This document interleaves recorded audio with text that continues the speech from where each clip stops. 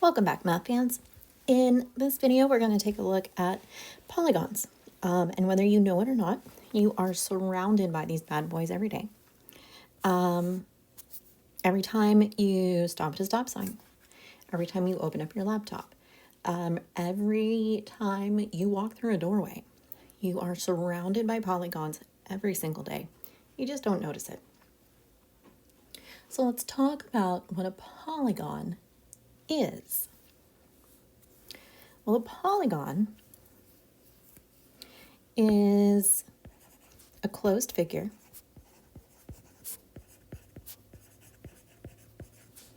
with straight sides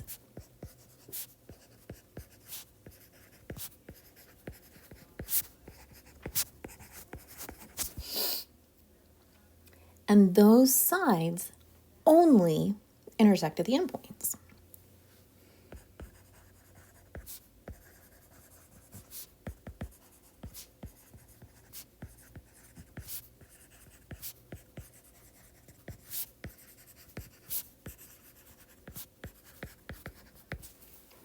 Ms. Graham, that's all well and good.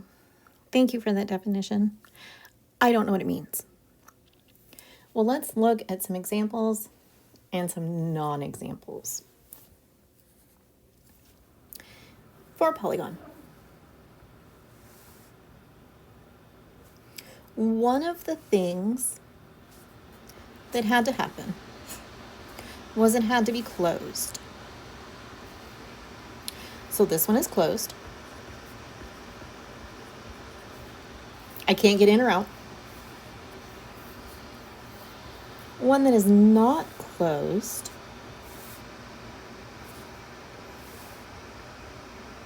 might be like a box without a lid.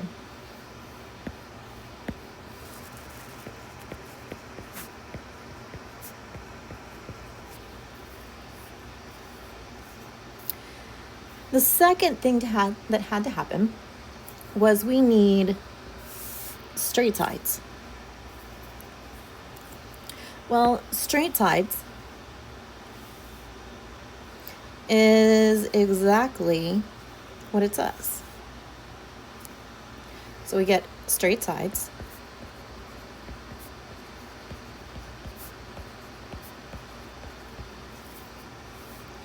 So that means I couldn't use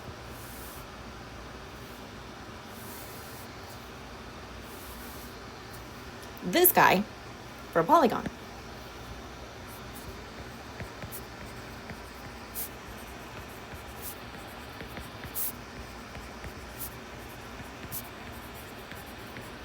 It is a closed figure, assuming I close in this little part down here before somebody gets picky and says something. It is closed. If you're on the outside, you can't get in. If you're on the inside, you can't get out. But those sides are definitely not straight, so it is not a polygon. The other option might be sort of like an ice cream cone.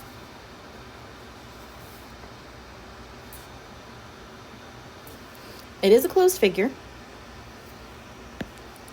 but that round part on the top is a problem, so it is not a polygon.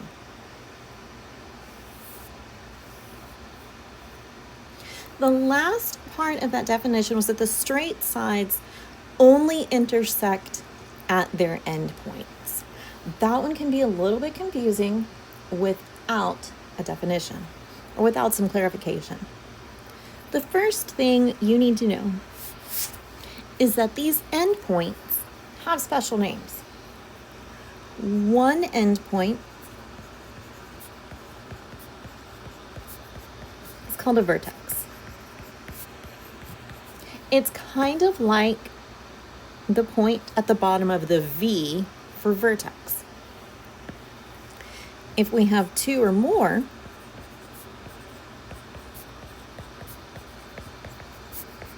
we call these vertices.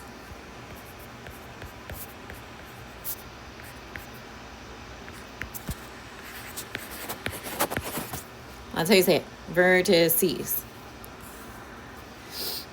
So if we look at our polygons, We need it to be closed.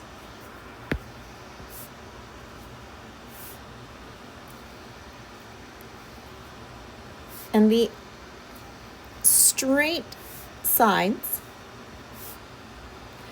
only intersect at the end points, at the vertices.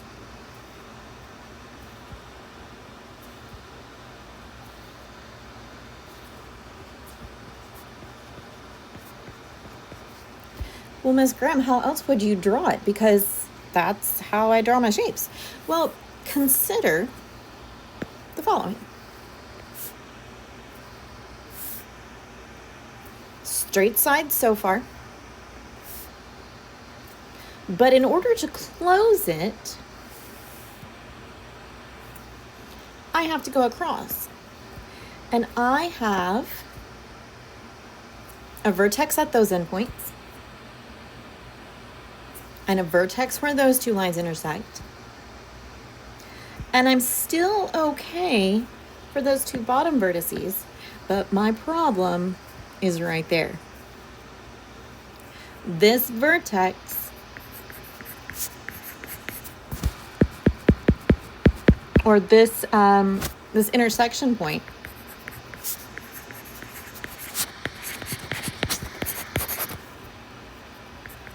is in the middle of the line, or close to.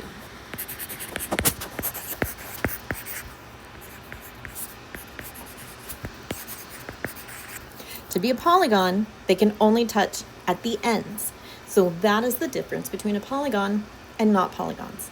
Now there's one shape that we have completely left out that I want to make sure we get on here, because we don't think about it as being anything other than just a plain old shape, but it does get classified.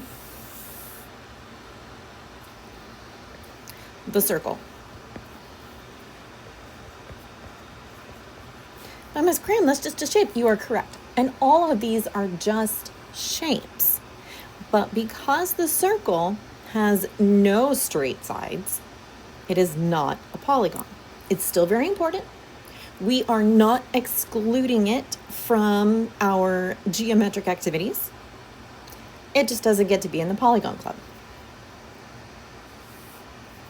Now, the polygons that normally we think of are like a stop sign or the yellow yield sign. And all of those have something in common. In fact, even the one that's on here, this happy little pentagon, is typically what people envision when we talk about polygons, or a pentagon, or we should think about a square. All of these have something in common. These are all regular polygons if all of the sides are the same,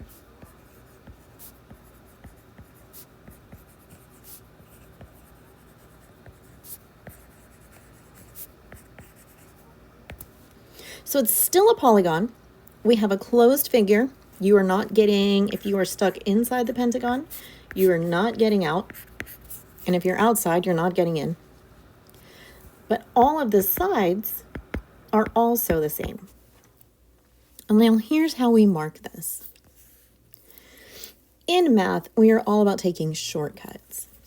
So if we want to indicate that all of the sides on a polygon, or any shape for that matter, are the same length, we put these little tick marks around them.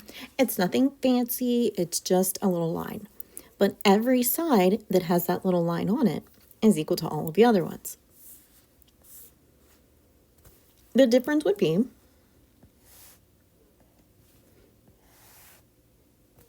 let's say we have another polygon here. It is supposed to be a regular pentagon, just like its big brother over there, but I drew it. If I say that this one is regular, that means all of its sides are equal too. So if we go and mark them equal, we put the little line on and we move on with our lives. But here's what just happened. Because this side has only one mark, and this side has only one mark, we just said that those were the same size.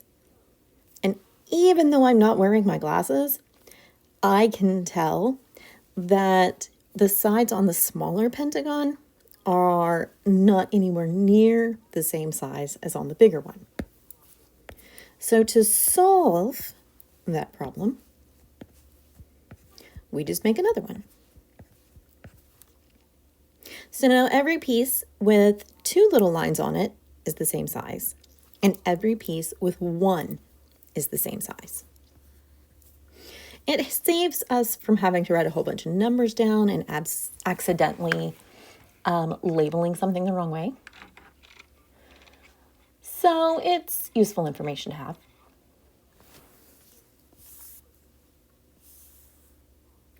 Let's go talk about the 2 most popular types of polygons.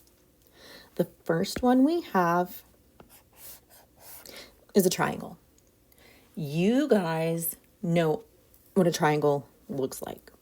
You have been identifying triangles since your mom or dad or whoever your grown-up was taught you to say the word triangle. Just in case, it is a polygon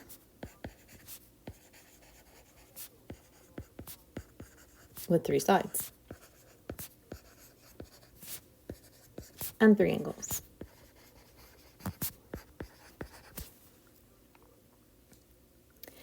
But because math people like to make things more complicated,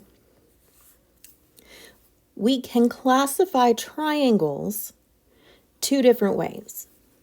The first way we classify them is according to their sides. The second way we classify them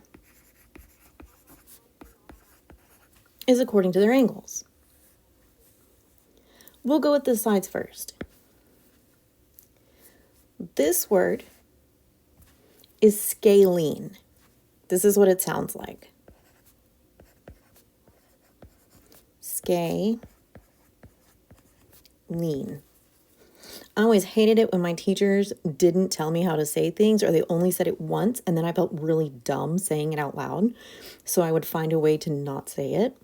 Now you have a written reminder of what this sounds like. Scalene. A scalene triangle has 0 sides the same. So that means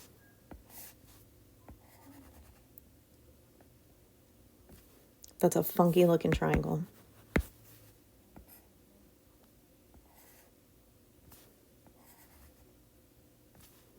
That my triangle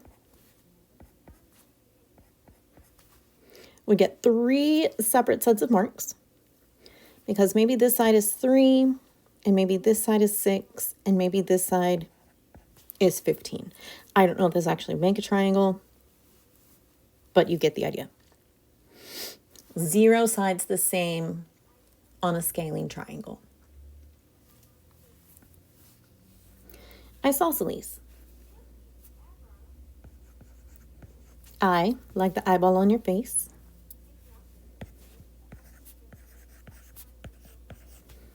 Sauce, like barbecue sauce.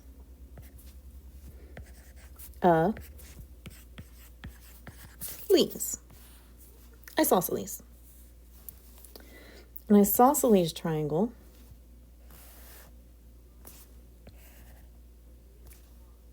gets 2 sides the same.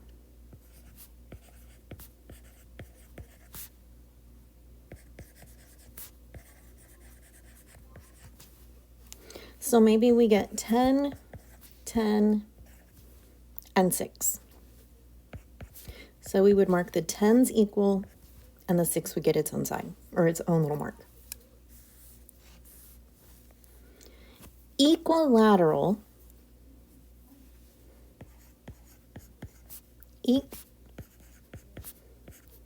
will lat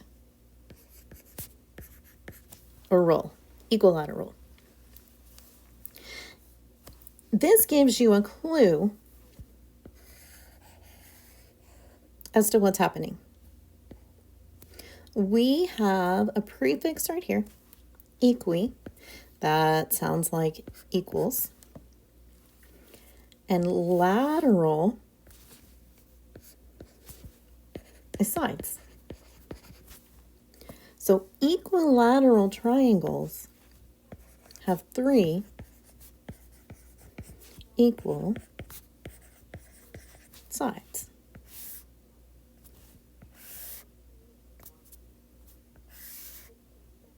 Now those look a little bit off. I'm not going to get them perfect. So we're going to put the little lines on them. Now they are equal because I said they're equal, because that's what those little lines mean.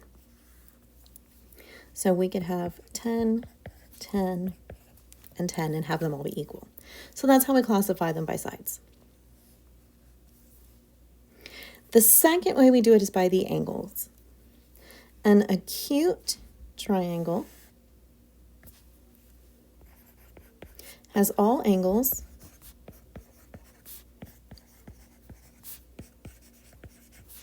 I'm going to change that. I was going to say all angles less than 90 degrees. But we need to change that a little bit because you are mathematically older than you were. So we're going to get a little more specific. All angles are between 0 degrees and 90 degrees. We do not include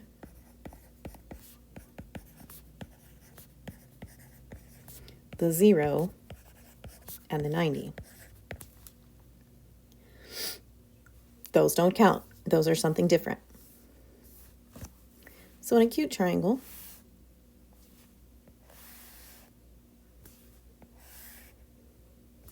might look like this guy, where we get, let's do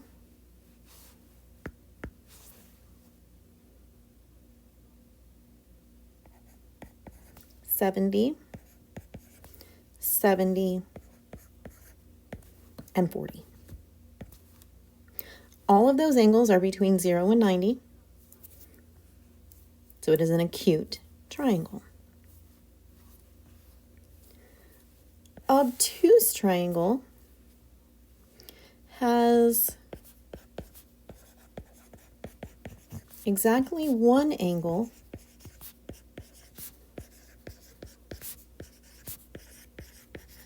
between 90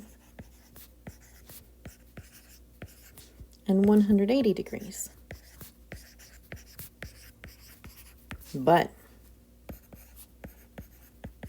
we don't include 90 and 180 because, again, those are special things.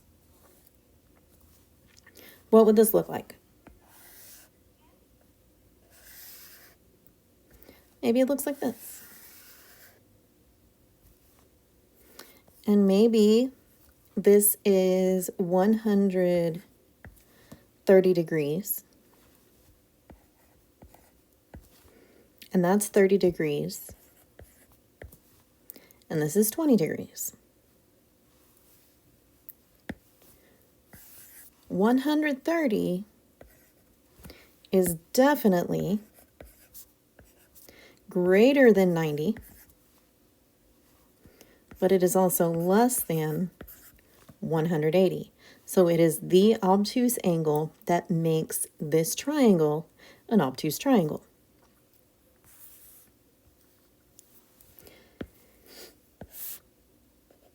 Now, a right triangle is not a triangle that knows the correct answer to every question. A right triangle has exactly one right angle. And some of you are thinking, oh, Ms. Graham, that is about as clear as mud. You tell me a right triangle is a triangle with one right angle, but that means nothing to me. Remember, A right angle is an angle that measures exactly 90 degrees. Not 90.1, not 89.9, exactly 90 degrees.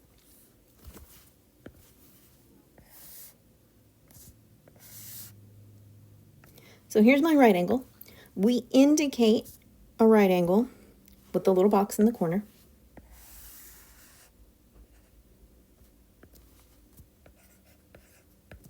It doesn't matter what the other two are.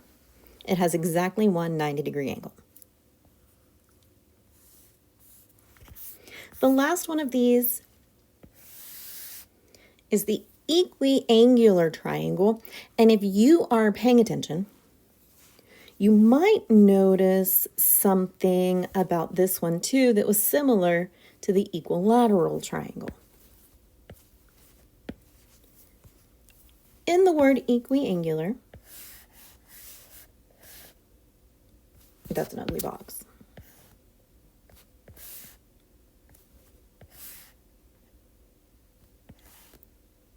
That's better. We have that same prefix, meaning equal. We have angular, referring to angles. So if you're paying attention, equiangular tells you exactly what we're looking at. We are looking at a triangle with equal angles. Now, here is the thing. These angles don't get to change their measurements.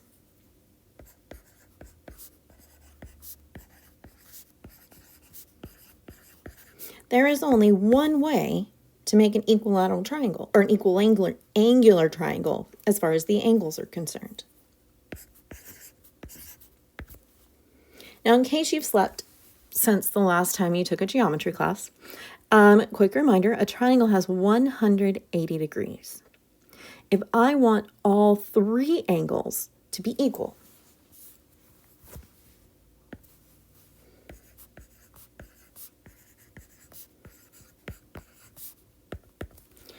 I divide 180 by 3, and that tells me that each angle is 60 degrees.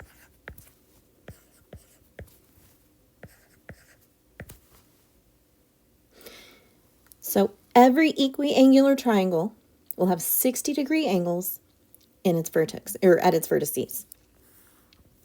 Now the other super cool thing, because there's always super cool things happening in math,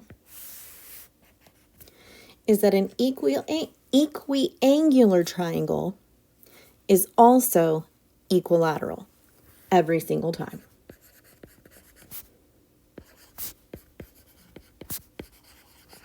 Every equiangular is also equilateral, and every equilateral is also equiangular. Let's talk about some quadrilaterals. There are 4 kinds that we're going to talk about. We're going to talk about the most general,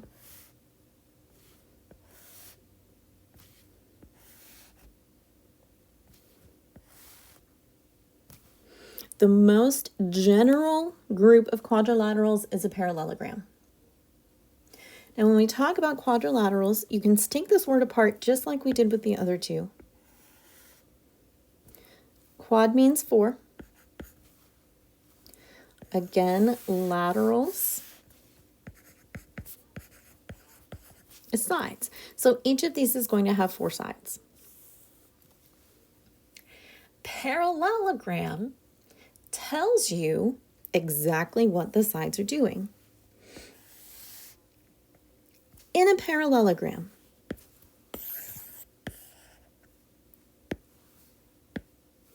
you get opposite sides that never touch.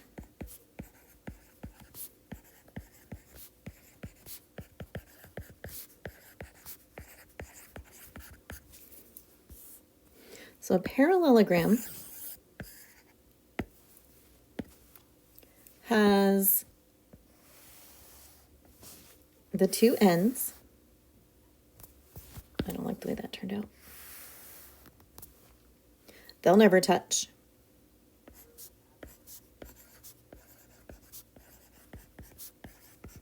Those are parallel.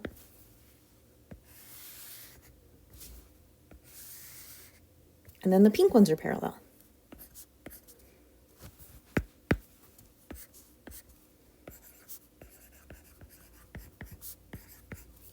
To be a parallelogram, you have to have both of those things. You get two pair of parallel sides.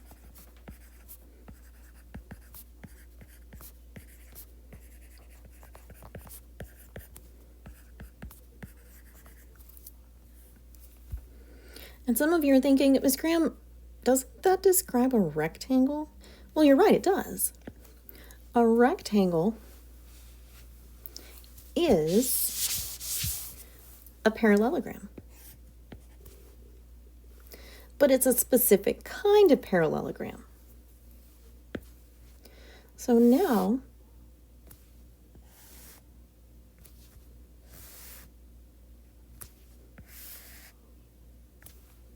this thing is still a parallelogram.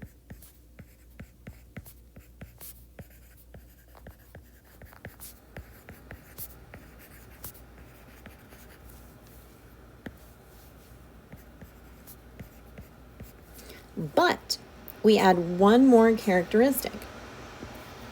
We still have the sides parallel. In mathematics, when we want to indicate that sides are parallel, we put these little arrows on them, kind of like with the tick marks when they're the same size. And if we have a second pair, we put two little arrows on them. Here is the catch. A parallelogram can lean. It's totally fine. But when we get more specific with a rectangle, all of the corners have to be 90 degrees.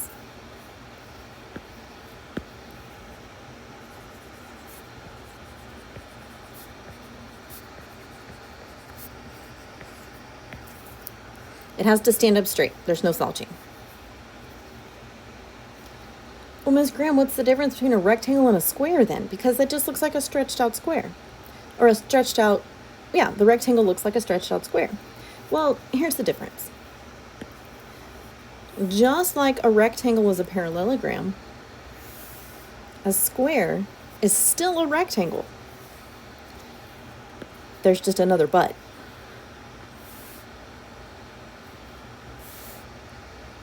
I'm going to do my best to make this look square. We still have the opposite parallel sides. That's what he needed to get into the parallelogram club. To get into the rectangle club, we still get 90-degree angles. That hasn't changed. What makes a square a square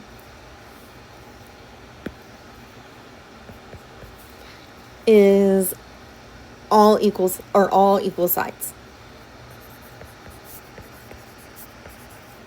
That ran together.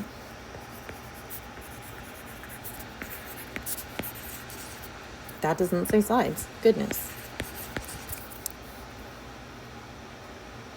So it's still a parallelogram. That doesn't stay still or say still. I am struggling, y'all.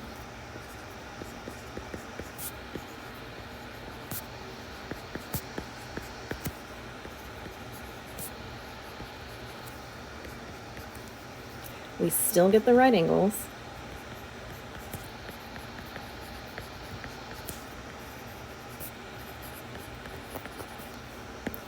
But we add in the all equal sides.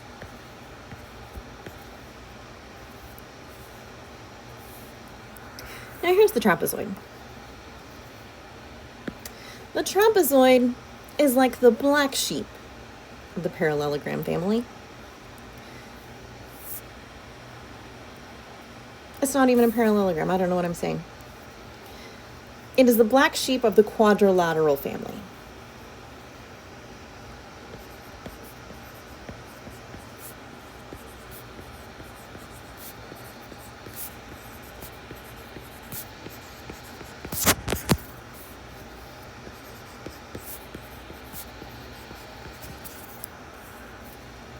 still has 4 sides. So it's still part of the family, but it's a little weird.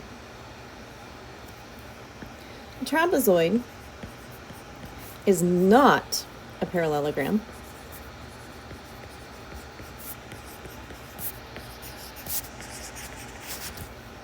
Well, why, Miss Graham? I'll tell you why. I am so glad you asked. A trapezoid kind of looks like the top of Snoopy's doghouse. There are other ways to draw it, but this will be fine for our purposes. In a parallelogram, you get 2 sides that are parallel, and that's it. The top and the bottom, or the left and the right, depending on how you draw it.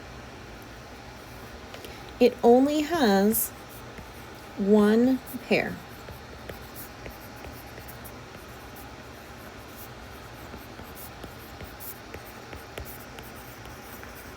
Of parallel sides. That's why it can't be in the parallelogram family.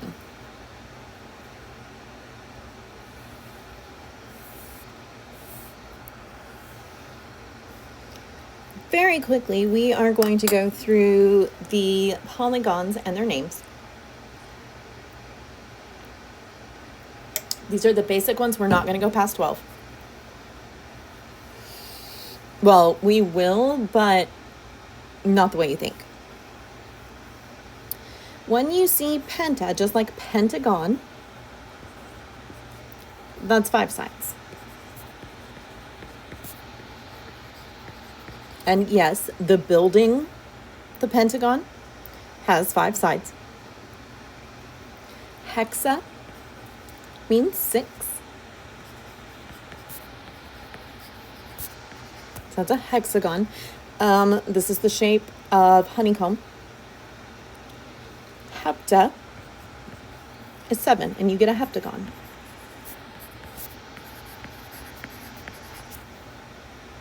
Octa, like octopus, has 8.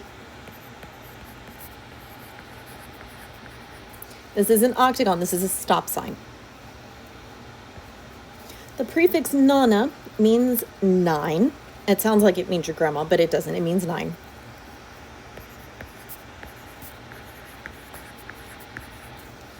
And that shape is a nonagon. Deca, like decade, having 10 years in it. Deca means 10. And 10 sides forms a decagon.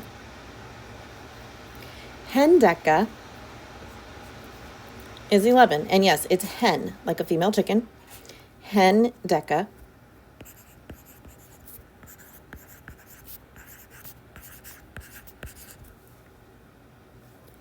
Dodeca in the Spanish language.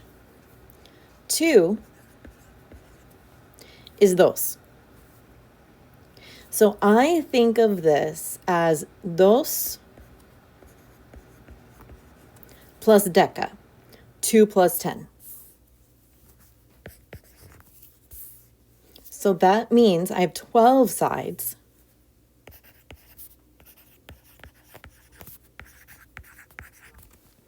So I have a dodecagon. Miss Graham, how much longer are we going to do this? Because this is getting real old. I know. We are not going to go past 12 because that gets way fancier than we need to be. If you have n sides, and n could be any number. N could be 19. N could be 136. N is any number bigger than 12 for our purposes. That means it has n sides. So in our case, maybe 19 sides or 136 sides. We are going to be lazy, but it is a perfectly mathematical way to be lazy. I'm not making it up. We get an n-gon. So whatever your n is for the number of sides, you fill it in. 19 sides, we would have a 19 gone. 136 sides, a 136 gone. It sounds weird, but that's the way it happens. Last part. All of these polygons that we've talked about, whether it's a parallelogram or not, whether it's regular or not regular, meaning the sides are different shapes, or, oh my gosh, different lengths. They can fall into one of two categories. They're either convex or they're concave. Now here's how I keep these straight. When I think of a cave, I'm thinking like a cave in a cliff.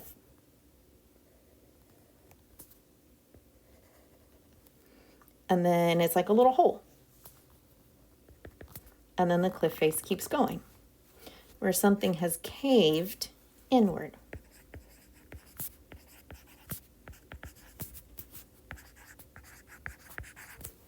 Well, that's exactly what a concave polygon looks like. It looks like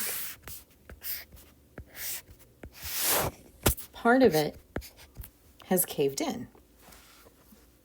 The opposite of that is a convex polygon. A convex polygon doesn't have any caved in parts. All of the vertices point outward. Versus this guy that's pointing inward. So that's the difference between convex and concave.